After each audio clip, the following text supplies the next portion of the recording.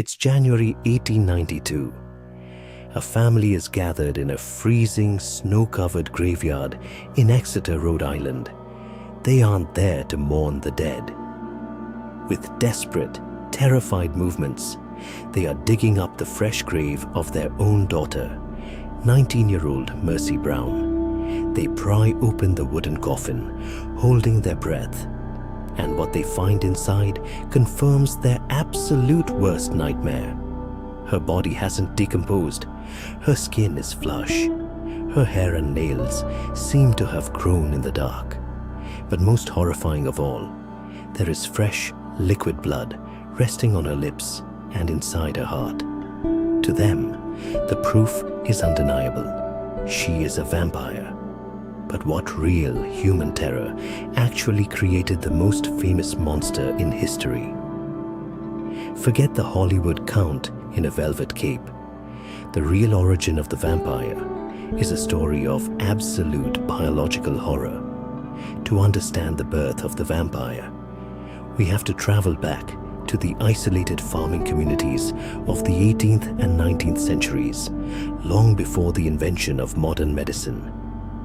Life in these New England towns was already fragile, but nothing prepared them for the arrival of the White Plague, a disease we now know as tuberculosis or consumption. Tuberculosis was a horror movie happening in real time. It was slow, invisible, and lethal. A perfectly healthy person would start with a simple cough that never went away. Then they would slowly, agonizingly waste away. They grew deathly pale. Their eyes sank deep into their skulls, and they suffered from violent night sweats.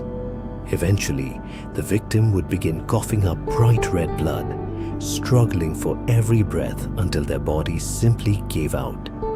It looked exactly as if their life force was being slowly drained from them. Eventually, the victim would die. But the nightmare didn't end with the funeral, because tuberculosis is highly contagious. Soon the mother would start coughing, then the brother, then the sister. Entire families were wiped out in a matter of months, falling like dominoes.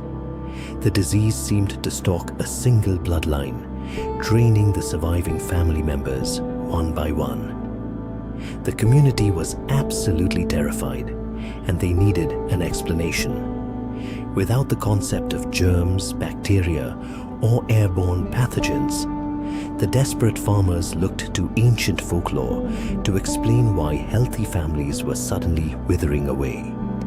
The tragic, terrifying conclusion they reached was that the first person who died wasn't resting in peace. They believed the deceased was rising from the grave at night. They believed the dead were returning to their own homes, sitting on the chests of their sleeping relatives, and literally sucking the life out of them to sustain their undead existence. This wasn't a fringe belief.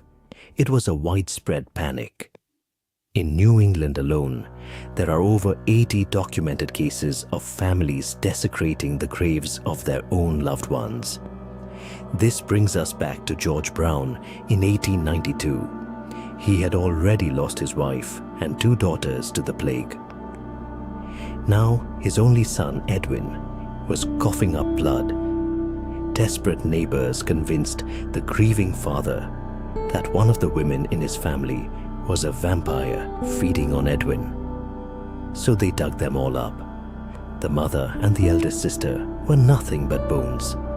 But when they opened 19-year-old Mercy's coffin, she looked perfectly preserved, with liquid blood in her heart. Convinced she was the monster, they removed her heart, burned it on a nearby rock, and mixed the ashes with water. In a final, heartbreaking attempt to cure him, they fed the ashes to her dying brother, Edwin. It didn't work. Edwin died 2 months later. They were fighting a ghost, the vampiric signs they found in Mercy's grave.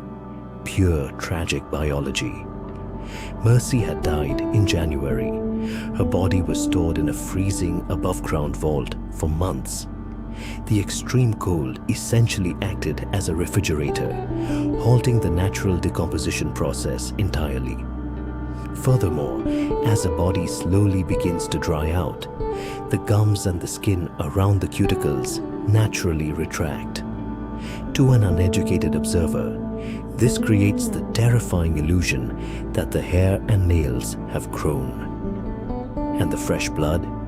As organs break down, gases build up in the abdomen.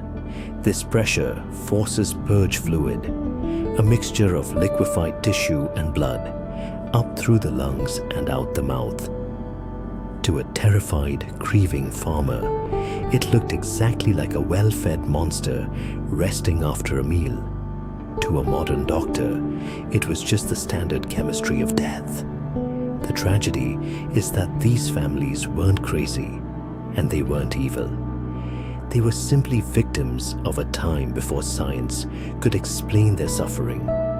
The vampire wasn't born from a fear of the supernatural or love for gothic horror. It was born from the desperate, agonizing grief of parents watching their children fade away. They were completely helpless against an invisible killer they couldn't see, touch, or understand. They needed a physical monster they could dig up and fight with shovels and fire, because fighting